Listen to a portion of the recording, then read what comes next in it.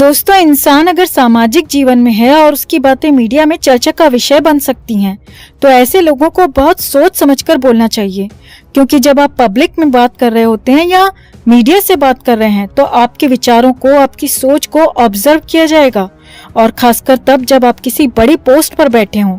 यहाँ पे एक ऐसे इंसान है जिसे युवा पीढ़ी, नई जनरेशन फॉलो करती है। लेकिन कुछ लोग होते हैं जो मुंह खोलेंगे तो गोबर ही करेंगे। ऐसे ही लोगों में से एक हैं सबकी चहेती, राज दुलारी, राम प्यारी और 74 साल की उम्र में भी अप्सरा और मेनका को धूल चटाने वाली हुस्न की परी शहजादी, इस देश ही नहीं बल्कि पूरे ब्रह्मांड की शान, इंसानों के साथ साथ चील कौओं की जान, श्रीमती जया बच्चन जी। जया बच्चन जी आए दिन किसी न किसी गोबर की वजह से, किसी न किसी बयान की वजह से चर्चा में आ ही जाती हैं। ये मैडम जितनी चर्चा में आती हैं उतनी तो राखी सावंत भी चर्चा में नहीं रहती। लेकिन भाई, राज्यसभा सांसद हैं, बड़े खानदान की बहू और बीवी हैं, तो कोई उंगली कैसे उठा सकता है। जया आंटी का एक बयान आजकल बहुत ज्यादा चर्चा में है, जो उन्होंने अपनी नातिन नव्या नवेली नंदा के लिए दिया है। हालांकि अभी दिवाली के दिन इनको माता आ गई थी और ये अपने बाल बिखेर के, नाखून बड़े बड़े करके, जीभ बाहर निकालकर पेपराजी पर भड़क गईं, जो इनके घर के बाहर खड़े होकर इनका वेट कर रहे थे। वहां पर काफी फैंस भी थे जो 6-7 घंटे से इनके घर के बाहर इंतजार कर रहे थे कि कब कलयुग की अप्सरा बाहर आएंगी और हम उनके दर्शन करके मोक्ष की राह पर निकल पड़ेंगे। खैर, इनके नए बयान की भी चीरफाड़ करेंगे, लेकिन उससे पहले जानते हैं इनकी पिछली लाइफ के बारे में। जया बच्चन का नाम जया भादुड़ी था शादी से पहले। ये एक बंगाली ब्राह्मण परिवार से बिलोंग करती हैं और इनका धरती पर अवतार हुआ था 9 अप्रैल 1948 को जबलपुर, मध्य प्रदेश में।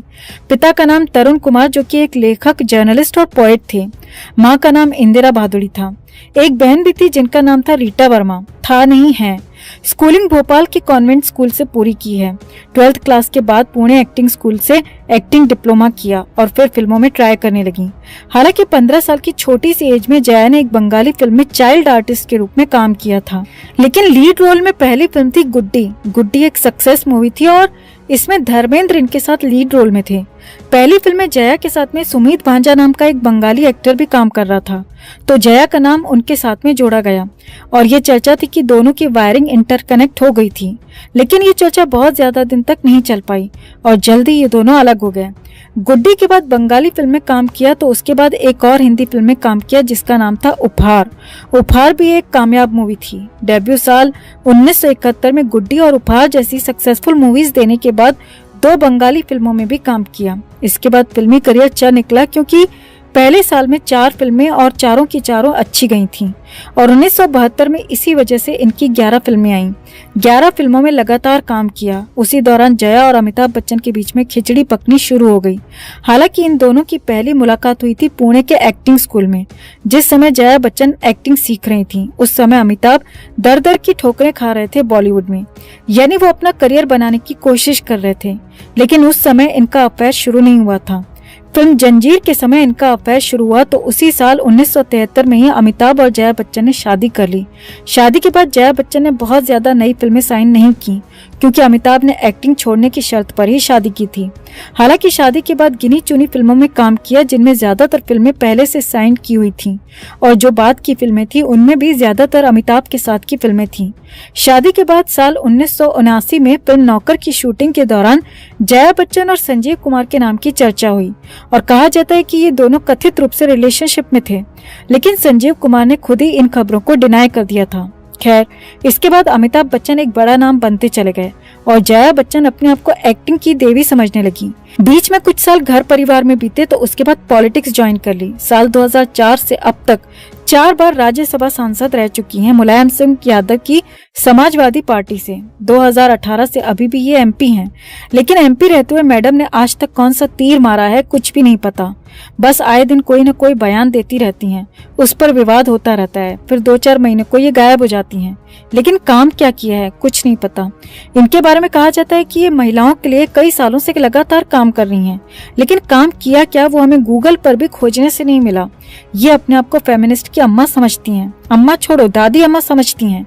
इन्हें लगता है कि दुनिया में इनसे ज्यादा महिलाओं का दुख कोई समझ ही नहीं सकता। लेकिन इनका दुख बहुत ही सिलेक्टिव है और सिलेक्टिव मौकों पर ही वो बाहर निकलता है। इनका मन करता है जिस मुद्दे पर बोलती हैं तो इनका दुख बाहर निकलता है, वरना जो इनका दुख है वो दिल में कहीं भी दरी बिछाए हुए एक कोने में पड़ा रहता है। साल 2012 में दिल्ली में निर्भया रेप केस हुआ था, जो कि बहुत फेमस हुआ था। मैडम संसद में इस मुद्दे पर बात करते हुए आंसू बहाने लगी और रोने लगी। लेकिन जब इन्हीं की पार्टी के मुखिया मुलायम सिंह यादव रेपिस्ट के लिए बयान देते थे कि बच्चों से गलती हो जाती है, तो इनके मुंह से चूंकि आवाज नहीं आई कि ये बयान गलत है, रेपिस्ट बच्चे नहीं होते। कंगना रनौत किस पार्टी की अनऑफिशियल नेता हैं, किस विचारधारा से प्रेरित हैं, वो एक अलग मुद्दा है, लेकिन वो भी एक महिला हैं। और जब महाराष्ट्र में उनका ऑफिस गैर कानूनी तरीके से तोड़ा गया तो इनका फेमिनिज्म वॉशरूम में जाकर आराम फरमा रहा था।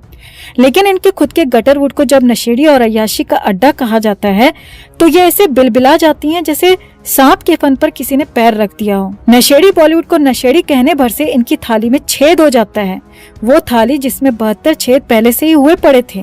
एक बार ये अपनी बहू ऐश्वर्या राय के साथ में कहीं जा रही थी तो पेपराजी ने ऐश्वर्या को ऐश कहकर पुकारा और देने को कहा, फोटो देने को कहा, फोटो। तो जया बच्चन के अंदर की चंडी मैया एकदम से बाहर आई और पेपराजी को इतना सुनाया, इतना चीख चीख कर सुनाया कि तुम्हें तमीज नहीं है, तुम कैसे परिवार से बिलोंग करते हो कि तुम्हें बोलने का भी मैनर नहीं है, एकदम गवारों की तरह बात कर रहे हो, गवारों की तरह बिहेव कर रहे हो, और ऐश ऐश ऐसे कैसे कर रहे हो जैसे तुम्हारी कोई क्लासमेट है। ऐश्वर्या मैडम कहो और आगे से मैडम कहकर ही बात करना, तमीज सीखो, गवारों की तरह बिहेव मत करो। ये जया बच्चन आंटी के शब्द थे। ये बात बात पर लोगों को मैनर्स, तमीज, कॉमन सेंस का पाठ पढ़ाती हैं, एजुकेशन पर भाषण देती हैं, लेकिन खुद 12वीं पास हैं और उस प्रोफेशन से इन्होंने नाम कमाया जिसमें किसी समय पर कोठे की बदनाम औरतें भी जाना नहीं चाहती थीं, बल्कि उनसे भी नीचा पेशा समझा जाता था। लेकिन ये उसी प्रोफेशन में आकर अपने आप को समझदार, बुद्धिजीवी, फेमिनिस्ट और देवी का अवतार समझ रही हैं। वैसे ये मैडम बहुत कायदे की और तमीज की बातें करती हैं, लेकिन इन पर फ्रॉड का केस भी चल चुका है। दरअसल भोपाल में इनकी 5 एकड़ जमीन थी जिसे इन्होंने एक नेता के रिश्तेदार को 1 करोड़ 5 लाख प्रति एकड़ की दर से बेचना तय कर दिया और बकायदा 20% एडवांस भी ले लिया। ऑन पेपर रिटर्न में एग्रीमेंट भी हो चुका था, लेकिन कुछ दिन के बाद में लालच इनके दिल दिमाग में सवार हो गया और इन्होंने उस जमीन की 2 करोड़ रुपए की प्रति एकड़ की डिमांड कर दी। उसके बाद ये मामला बहुत ज्यादा विवादित हो गया। बाद में ये केस कोर्ट में भी चला गया। केस अभी भी कोर्ट में पेंडिंग है। यह इनकी जबान की कीमत जो बड़ी बड़ी बातें करती हैं, फेमिनिज्म की बातें करती हैं, ईमानदारी और समझदारी की बातें करती हैं। ये इनकी जबान की कीमत है कि रिटर्न में एग्रीमेंट करके भी ये अपनी बात से पलटी मार जाती हैं। इनके साथ फोटो लेने की कोशिश करने वाले बेरोजगार फैंस को तो इन्होंने बहुत बार लताड़ लगाई है। एक बार किरण मौसी के बर्थडे पर एक ठुल्ला फैन इनके साथ में सेल्फी लेने लगा तो उसका फोन छीनकर इन्होंने उसे तमीज सिखा दी। उसके माँ बाप तक की परवरिश पर सवाल उठा दिए और बड़ी मुश्किल से उसको वापस किया उसका फोन। 2014 में इलेक्शन के दौरान वोट डालते हुए किसी फोटोग्राफर ने इनकी फोटो खींच ली तो उस पर ये पब्लिक के बीच में चीखने चिल्लाने लगी और उस फोटोग्राफर को बोला, कैसे जंगली की तरह बिहेव कर रहे हो, जानवर की औलाद हो क्या। इसके बाद अभिषेक बच्चन को जब लगा कि उसकी माँ फन बाहर निकालकर जहर उगलने लगी है तो वो इनको गाड़ी में बिठाकर ले गया। ऐसे ढेरों मौके आए हैं जब ये मैडम ठुल्ले फैंस, फोटोग्राफर्स, पत्रकार और पेपराजी को स्टूपिड, नॉनसेंस, गवार, जंगली, बेवकूफ, जानवर, मूर्ख, ऐसे बहुत सारे मीनिंगफुल शब्दों से उनका सम्मान कर चुकी हैं। ये लोगों को बात बात पर जंगली कह देती हैं। ये इनका बड़प्पन है। ये महान लोग हैं। क्या इन्होंने अपने आप को कभी आईने में देखा है? ये लोगों को मैनर्स सिखाती हैं। क्या इन्हें खुद बात करने की तमीज है? ये लोगों को गवार बोलती हैं और खुद 12वीं पास हैं। और जहाँ तक हमें पता है कोई बहुत बड़ी डिग्री नहीं होती है 12वीं पास। वैसे ये इतनी समझदार हैं कि राज्यसभा सांसद रहते हुए ये यूपी में उत्तर प्रदेश फिल्म विकास परिषद की चेयरपर्सन भी बन गई थी, मतलब अपने जुगाड़ से। जबकि कोई भी व्यक्ति एक साथ 2-2 लाभ के पदों पर नहीं बैठ सकता। उस वक्त चुनाव आयोग के बीच में आने की वजह से इनको अपनी राज्यसभा सीट छोड़नी पड़ी थी। बॉलीवुड एक्ट्रेस जया प्रदा भी जया बच्चन को कई बार आईना दिखा चुकी हैं। बॉलीवुड की थाली में छेद वाले बयान के समय जया प्रदा ने एक बयान दिया था कि जया बच्चन सबसे ज्यादा हिपोक्रेट नेता और चालाक एक्ट्रेस हैं। ये सिर्फ अपने फायदे के लिए और अपने खास लोगों के लिए ही बोलती हैं। जया प्रदा ने आगे कहा कि जया बच्चन को अगर कहीं कोई फायदा ना हो तो ये कभी भी उस मुद्दे पर मुंह नहीं खोलती। इनका जो फेमिनिज्म है वो पूरी तरह से फेक है। जया प्रदा ने अपने साथ की एक घटना का भी जिक्र किया। दरअसल एक बार समाजवादी पार्टी के एक नेता ने जया प्रदा पर कमेंट किया था कि जयाप्रदा की चड्डी का रंग खाकी है, यह हमें पहले से नहीं पता था। दरअसल जयाप्रदा उस समय समाजवादी पार्टी को छोड़कर बीजेपी में शामिल हो गई थीं। तो आजम खान जो समाजवादी पार्टी के बड़े नेता हैं, उन्होंने उस पर तंज कसा था। लेकिन इस मामले में अपने नेता के द्वारा इतना गंदा कमेंट करने के बाद भी जया बच्चन मैडम का फेमिनिज्म पूरी तरह से सोया पड़ा रहा। इसी मुद्दे पर जयाप्रदा ने जया बच्चन को खूब खरी खोटी सुनाई थी। खैर, ऐसे बहुत सारे किस्से हैं दोस्तों जो इस मलिकाए हुस्न के जीवन में घटित हुए, लेकिन ये मैडम अब फिर से एक बयान की वजह से चर्चा में है, बहुत ज्यादा चर्चा में है। बयान इन्होंने अपनी नातिन नव्या के लिए दिया है, जो इस समय बहुत ज्यादा वायरल हो रहा है।